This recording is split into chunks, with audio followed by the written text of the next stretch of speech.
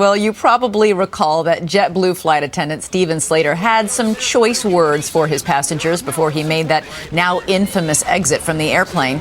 But in the almost 3 months since, Slater has been silent about what drove him to quit his job in such dramatic fashion. I sat down with Slater, and this morning we hear his side of the story for the first time. Stephen Slater says the flight began with the typical high-stress boarding, passengers competing for overhead luggage space. He went to intervene and says that's when a female passenger's bag hit him in the head. Bleeding from a cut, Slater says the situation escalated upon the plane's arrival in New York, when he claims the same passenger verbally abused him because he couldn't provide her bag. Slater then took to the PA system and began swearing at the entire plane. The few of us that were still waiting to get off, I turned around and looked at them and said, did this just happen? Did he just swear at a passenger on the intercom? He then grabbed his bags and a few beers before activating the emergency chute and sliding to freedom.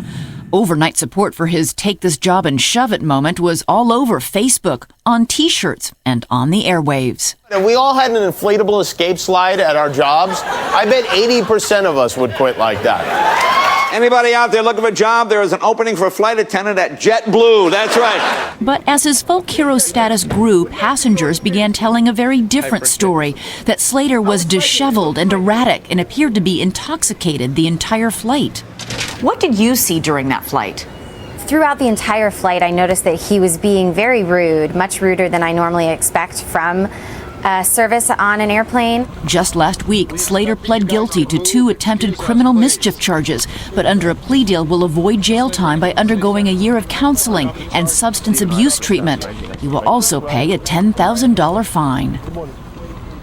And Stephen Slater joins us now. Good morning. Good to have you here. Good morning. Nice to see you. So let's go right away to that now infamous August 9th flight from Pittsburgh to New York's Kennedy Airport. Several passengers say that you appeared to be under the influence. Were you drinking on the job that day? Yes. Truthfully, I will admit that it was one of those days that drove me to drink, and I admit that I did have a little sip. Do you have a drinking problem? I am a recovering alcoholic. Did JetBlue know you had a drinking problem? I have been candid with the airline from day one. Do you think if perhaps you hadn't been drinking that day, you wouldn't have acted like this? No, I think it was time to go. Whether I would have left in such a spectacular fashion, I certainly don't know. At what point did you get on the overhead PA and begin to say obscenities? It was already in my hand, and I just kind of went with it. And I said, to the person that told me what I could do, here's a flash, you can do that yourself. Why on the PA? It was there, I was angry, I was in a little bit of a state of rage. I'd had it. I was absolutely done at that moment. So what did you think was going to happen? I mean, you had sworn on the PA system, you had grabbed a beer or two from the galley, you had activated the emergency chute, slid down, got into your car and drove home. What did you think was going to happen next? I didn't obviously think that through.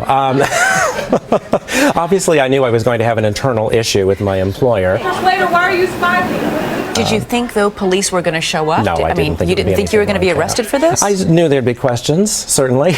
No, I really, again, I wasn't really thinking about that at that moment. It was just, I got to go. And that's where I was. Did you go home and tell your partner, I think I just really screwed up, I just quit? It was all so surreal and so fast. What I did do was I went home and I said to poor Ken, I said, honey, those wonderful travel benefits that we've enjoyed for the last few years, it's time to get to know a good local travel agent. Some really great people out there. You yourself know best what your mental, emotional, physical state was that day.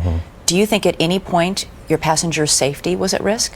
I really don't. I think that I probably wasn't as clearly, as pleasant and sparkly and perky as, one would hope that their crew might have been. But your job there is to ensure their safety. It is. And I was not impaired to any extent that I was not able to do so. Something had happened, God forbid, on that flight, and you were in charge of evacuating these passengers. Were you able to do your job? I would have definitely been able to do so, and I actually did show that I could open a door and I could indeed assess my conditions and open a door and operate the equipment as needed. Do you think you owe the passengers on that flight an apology? Well, to those people that do feel that they were mistreated, I'm sorry that hurt their feelings.